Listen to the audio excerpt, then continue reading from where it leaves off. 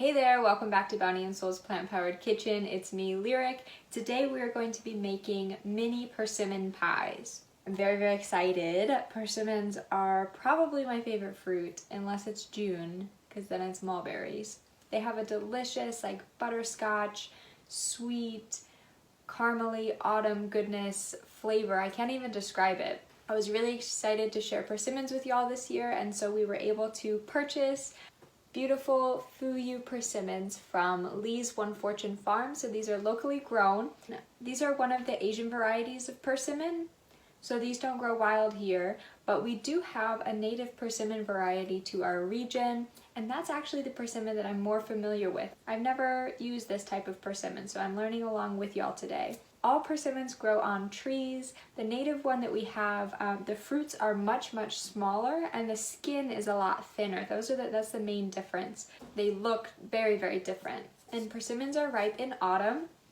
It's persimmon time right now. The American persimmon is a little bit past already, but the Asian persimmon is still ripe and plenty. So I'm going to make mini persimmon pies. I usually make this recipe with the American persimmon, so we're going to try it out with the Asian persimmon. So the first thing you need to do is make the puree that's going to go into the pie, kind of like a pumpkin pie puree, but with persimmons. So you can check out the full recipe in the description of this video. The first step is going to be adding all of my filling ingredients to the blender. So I need to cut off the top of this persimmon.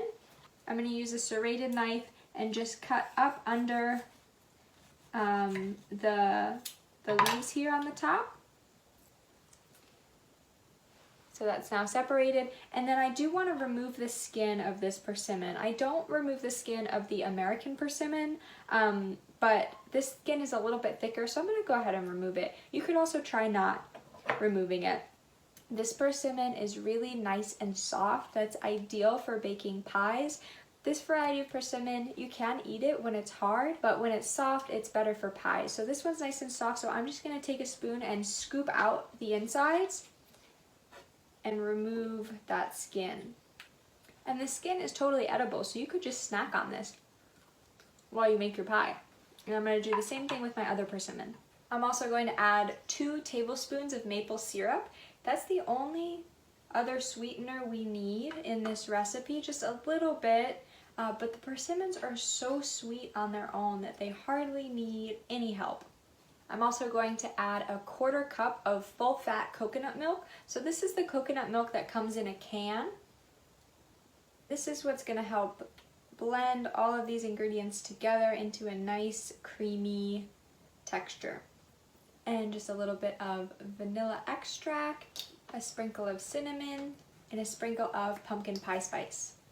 You could also add in a little bit of ginger, and all of those spices and vanilla, that's really gonna just enhance the flavor of the persimmon itself.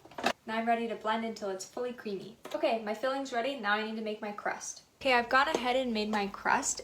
You can see it's crumbly and a little bit sticky, and that means it's ready. The crust is super easy. You just add all the ingredients to one bowl. It is gluten-free and totally plant-based, no animal products. And so you're gonna take a couple chunks of the crust, it's sticky, it's crumbly, and just put it right into your muffin tin, and then just use your fingers to press around in the muffin tin and pull it up onto the sides to create a little mini pie shape in there.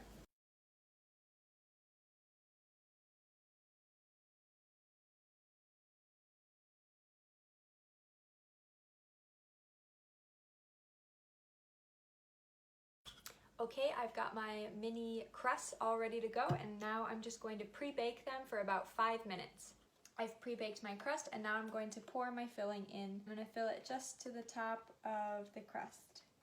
Now these are going to go back in the oven for 10 or 15 minutes.